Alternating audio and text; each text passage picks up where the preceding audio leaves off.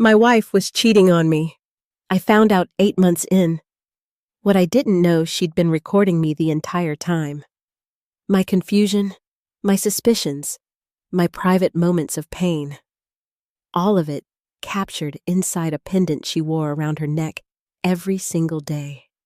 This is a confession I received. The man who sent it asked me to read it exactly as he wrote it. I'm not someone who scares easily. I've always been the steady one, the person people call when something goes wrong, because they know I won't panic. Diane used to say that about me like it was a compliment. Looking back, I think she was taking notes.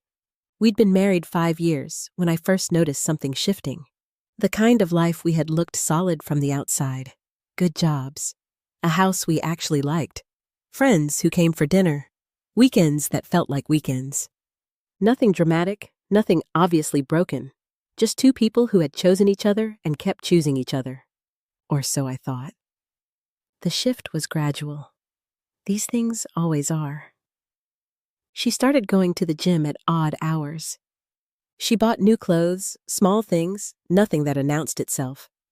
She laughed differently on her phone, not louder, just elsewhere, like the call was taking her somewhere I couldn't follow. I noticed. I said nothing. I watched. That's who I am. That's who I've always been. And as I would find out later, she was counting on exactly that. The first concrete thing I found was a receipt. I wasn't looking for it. It fell out of her jacket when I moved it off the chair. A hotel, 20 minutes from our house. A Tuesday afternoon when she'd been at work. Or so she'd said.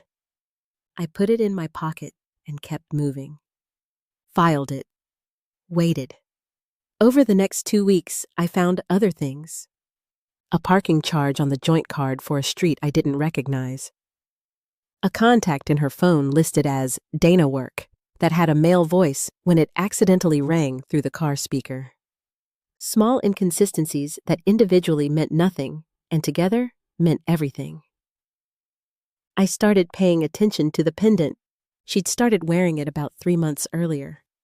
Said she'd found it in a vintage shop downtown, small, silver, oval, unremarkable. She wore it every day, never took it off. I hadn't thought anything of it at first. Diane had phases with jewelry. This one just seemed to be lasting longer than the others. Then one evening, she left it on the bathroom counter. I picked it up to move it and stopped. It felt warm, not body heat, battery. I turned it over slowly. There was a seam along the bottom edge too precise to be decorative, too clean to be anything but intentional. I stood there for a long moment. Then I set it down exactly where I'd found it, walked out of the bathroom, sat on the edge of the bed, and thought about what that meant. It meant she wasn't just cheating. It meant she was documenting something. It meant my home, my face, my voice, my private moments of confusion and hurt, all of it had been going somewhere I didn't know about. When I finally stood up, something in me had changed completely. I didn't touch the pendant again. The next morning, while she was in the shower, I checked her laptop. She hadn't cleared her downloads folder in weeks. Audio files, dozens of them, named by date. I didn't open them there. I took a photo of the screen with my phone, closed the laptop exactly as I'd found it, and went to make coffee like it was any other morning. That afternoon, I called a friend who works in cybersecurity. He explained what I was dealing with: a small recording device synced to her phone, storing compressed audio files. He told me what I needed to know about the legal side, too. Recording someone without consent in a private residence isn't a gray area. It's a clear one. I called a lawyer that same day. She was calm and precise and told me exactly where I stood. The recordings could be used against Diane, depending on jurisdiction. She told me to document everything and touch nothing. So I didn't. 7 more days of complete normalcy on the surface. Dinner together, evenings on the couch, conversation about nothing. She wore the pendant every day. I watched it and said nothing. I have never in my life required that much control. But I had a plan, and the plan required patience, and patience was the one thing she had always underestimated in me. On the 8th day, I was ready. I waited until she came home from work, poured herself a glass of water, sat down at the kitchen table. I sat across from her, and I placed 3 things between us: the hotel receipt, a printed screenshot of her downloads folder, and a summary from my lawyer of what recording a spouse without consent in a private home meant legally. Then I reached into my pocket and placed one more thing on the table: the pendant, right in the center, between all 3 documents. She looked at it, then at me. She didn't say a word. "I know about the recordings," I said. "I know about the hotel. I know about all of it. And I've already spoken to a lawyer about every single piece." I kept my voice completely flat. "So before you decide what to say next, think carefully.